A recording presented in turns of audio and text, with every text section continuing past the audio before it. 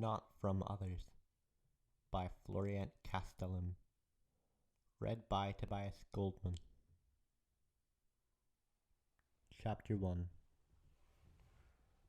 A thick silence filled the kitchen of the burrow. Ginny sat uneasily at the table, rapidly tapping her fingers against her cold cocoa mug while her mother clattered at the sink. Molly threw a strained look at the family clock, hands all stubbornly stuck to mortal pearl, and then at her own watch. They should have reached Surrey by now, she said lightly. Ginny was not sure if she was expected to respond, but nodded anyway, approaching Guildford at the very least. Her mother did not seem particularly reassured, but at least attempted to smile before turning back to her washing up. "Are you sure you don't want?" Ginny started to ask, but Molly simply waved a soapy hand behind herself, only vaguely in Ginny's direction. No, don't be silly. It's quite therapeutic doing it the Muggle way. Why don't you tell me about your NEWT choices? You must have decided by now. Ginny rather wished that they could return to the anxious silence. Yeah, I guess I have some ideas, but it just depends on my results.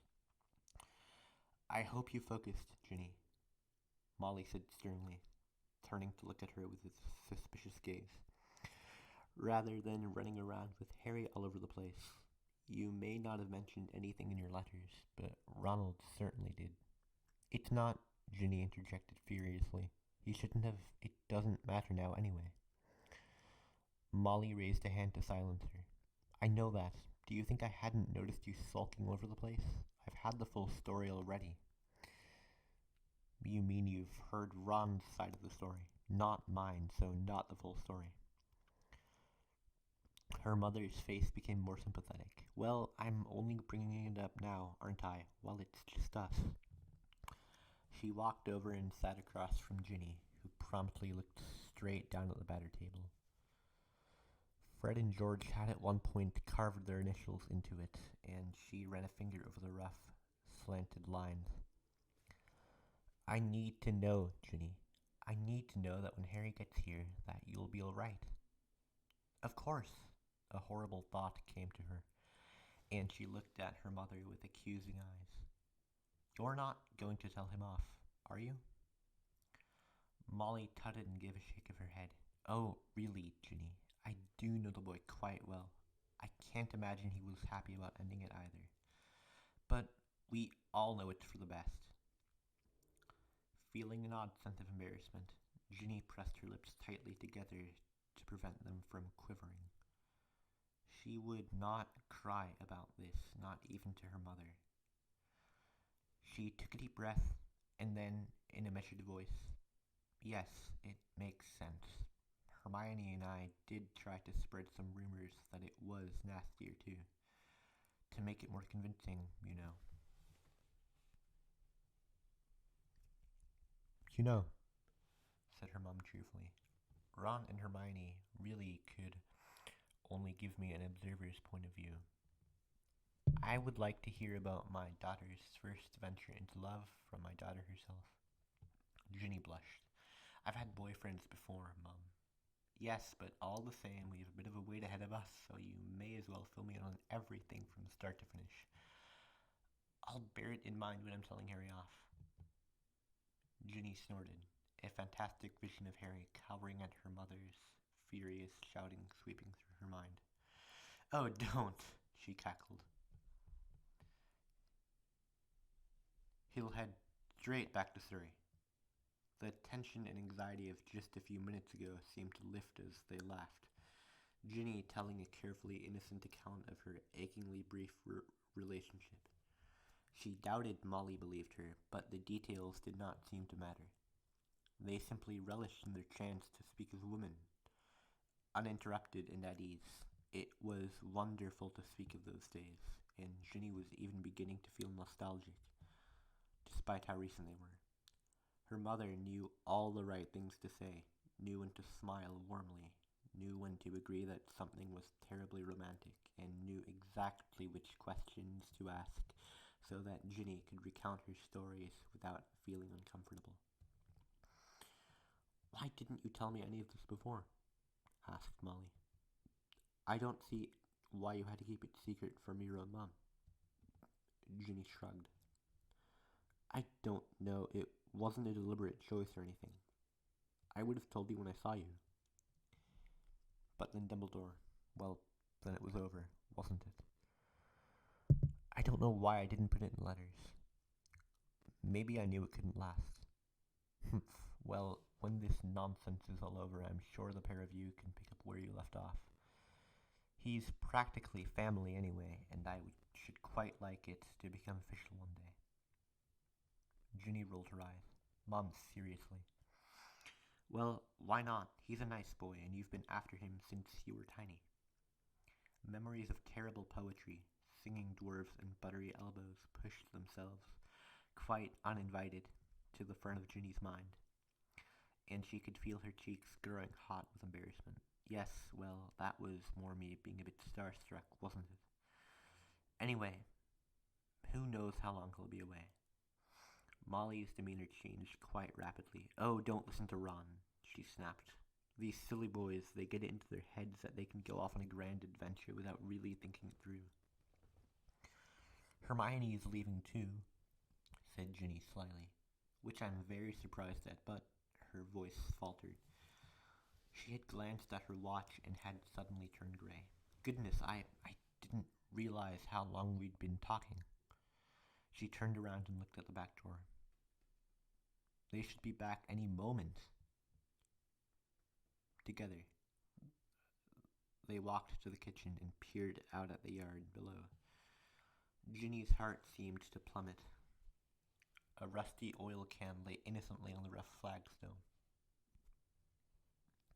The silence had returned like an unwelcome visitor, and a cold, tight feeling in her chest reminded Ginny how afraid she really was. "It'll be fine, Mum," she said quietly. "It's a brilliant plan."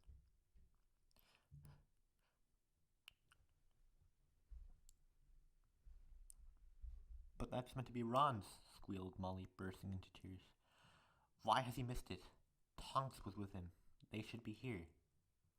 But time continued to pass, and the garden of the burrow continued to be devastatingly peaceful. A brief flash of blue, and an old plimsoll fell to the ground from nowhere.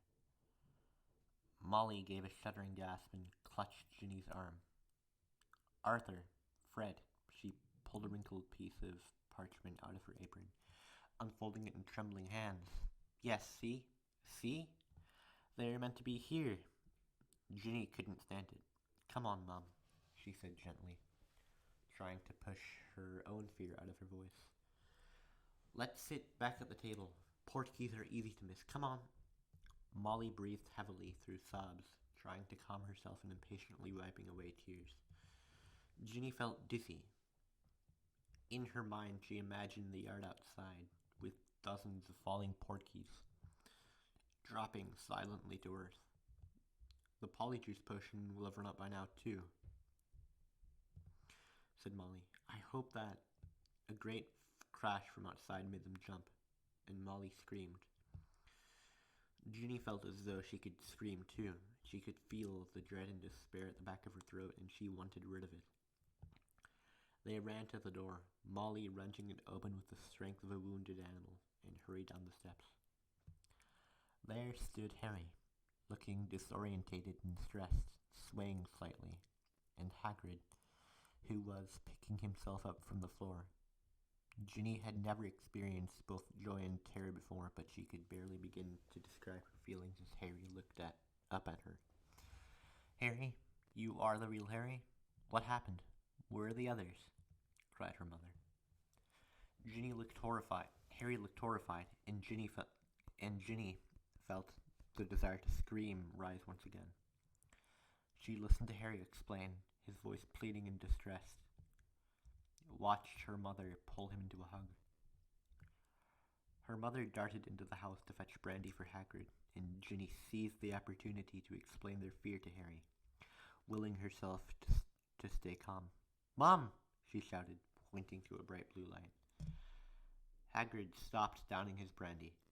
Harry spun to look where she was pointing, and Molly hurried forward. Lupin and George appeared, and her moment of delight stopped abruptly as she saw Harry bolt forwards towards them and seize George's legs. Ginny was vaguely aware of blood, and she helped them into the house without really understanding what she was doing. But as light fell onto her brother, she gasped at the sight before her. No longer would Fred and George be identical, and it was though their very identity had been stolen from them. George's missing ear branded him as an individual, marked him for life, and the vicious crimson color of the blood clashed terrifyingly with his ginger hair. She wanted to cry, but couldn't think. She could hear Lupin and Hagrid arguing in the background and Harry shouting. But she couldn't tear her eyes from this calamity, this dark injury. Something awoke inside her, and a sudden calmness spurred her into action. She could hear scuffling from outside, but her focus was on assisting her mother, stemming the bleeding and cleaning the wound. George was pale, every freckle standing out more than ever, but as they tended to him, she felt more and more relieved at his existence and his steady pulse that she could feel under her fingers as she wiped the blood off his neck. "How is he?" She looked up and saw Harry, frowning down at George with devastated concern. "I can't make it grow back," said her mother. "Not when it's been removed by dark magic, but it could have been so much worse. He's alive." He was alive, thought Ginny firmly, and she could hear Harry agreeing, and as awful as she was, she knew now that he was safe. "Did I hear someone else in the yard?" she asked Harry, and she felt another wave of relief as he gave a short nod and told her that Hermione and Kingsley had made it back. "Thank goodness," she whispered, and it struck her that he was here, within reach. He made a movement towards her, but panicked shouting jolted her attention to the kitchen as her dad and Fred stumbled, gloriously uninjured, into the room. She watched their reunion and breathed more easily as George awoke, but a creeping anxiety still played on her mind. Harry caught her eye and gave a short jerk of his head to the door. She followed him, saying, "Ron and Tonks should be back by now. They didn't have a long journey. Auntie Muriel's not that far from here." She hoped, rather selfishly, that he shared her fear, that he was as troubled and afraid as she was. Without thinking, she took his hand, and he was like an anchor to her as they stepped into the yard and she looked up at the sky. She knew that the others were there watching and waiting too, but in their fear and faced with the vastness of the starry sky above, she felt as though it were just her and Harry, alone in their desperation. When Ron and Tonks finally arrived, she finally began to feel more normal again, even began to feel happiness at the edges of her mind. Because surely the worst hadn't happened. The others would be here soon, just as safe as Ron. She hurried back inside, bursting into the living room where her parents and Fred were still huddled around George. "Ron's back, and Tonks. They're fine, both fine." By the time Bill and Fleur arrived, Ginny was feeling almost cheerful. That George had lost an ear hardly seemed to matter now that he was busy thinking up new comedy material about it. And as she watched Bill's thestral come down to land, she thought happily of the success of the plan. That Harry was here and everyone was, Mad Eye's dead. It could not be true. It had to be a mistake. Surely it had been confusing. She imagined chaos, spells flying. How could he be sure? Mad Eye was most experienced, most skilled, most prepared for this situation. The reality of chance and death seemed to hit her in that moment, and though she could hear Bill talking, all she could think about was how ridiculous, how random it was.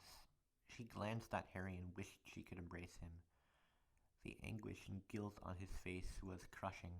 When she looked back at that night, in the years to come, she rarely recalled the frightened argument in the living room.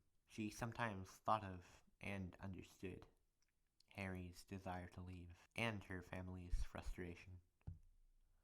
She often repeated George's terrible ear jokes, but more than anything else, she remembered her first taste of fire whiskey, forever associated with the fierceness and devastation of Alice Moody.